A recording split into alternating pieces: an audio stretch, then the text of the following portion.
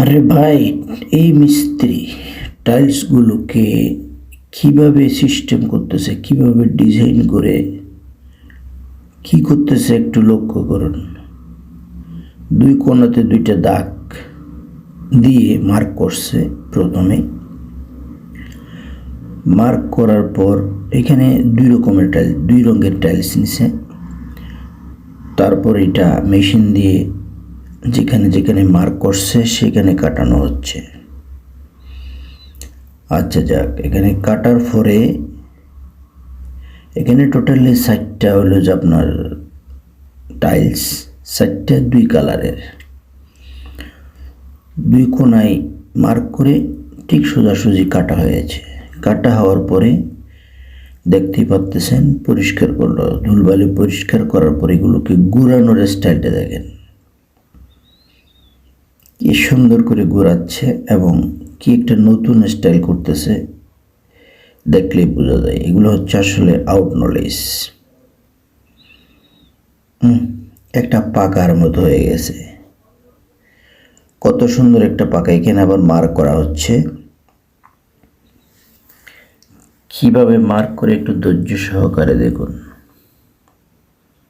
কি সুন্দর মার্ক করতেছে।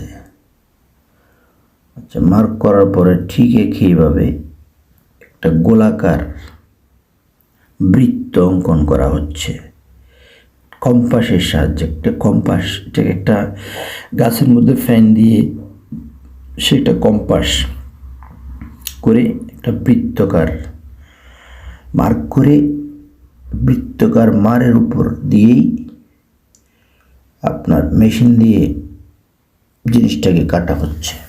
কাটার পরে এটা একটা বৃত্ত হয়ে গেল।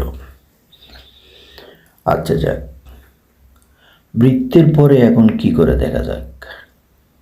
অসাধারণ একটা মিস্ত্রি, ওনার ডিজাইনটা আমার কাছে খুব ভালো লাগছে। দেখেন ওই মার্ক করার সময় যে কম্পাস দিয়ে মার্ক করছে, একটা বড় বৃত্ত আর একটা ছোট বৃত্ত, বৃত্ত বরাবর মার্ক বরাবর সেই জিনিসগুলোকে কাটা হচ্ছে, কেটে ফেলছে। কাটার পরে পরিষ্কার করতেছে। পরিষ্কার ধুলবালি পরিষ্কার করার পর আবার মার্ক,